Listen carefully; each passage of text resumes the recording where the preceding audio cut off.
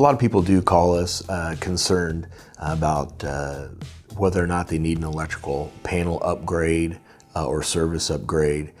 It's recommended about every 20 to 30 years your electrical service or panel be updated. A lot of people don't think about their electrical panel until they have a problem, but just like your car needs its oils changed, electrical panels do need to be assessed and inspected on a regular basis. All the circuit breakers in your panel are carrying current, and that current creates heat.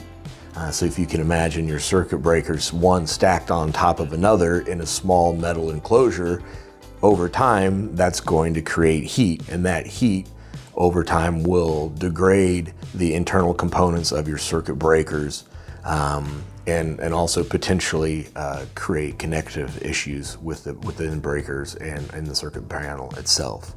So to replace a panel or upgrade an electrical service, it's typically something that can be done in about a day's time. We find a lot of customers still have an older, outdated fuse panels and only a 60 amp electric service coming into their home. The minimum standard is 100 amps. So at the very least, individuals with a 60 amp electrical service should upgrade at minimum to 100 amps. With the increase of demand with electrical appliances, car chargers, etc., most people choose to, if they do an upgrade, to upgrade to a minimum of 200 amps for your average residential home.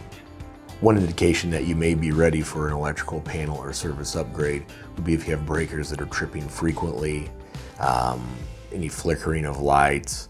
There are a couple of electrical panels that are out there that are older, that are definitely considered fire hazards and should be replaced.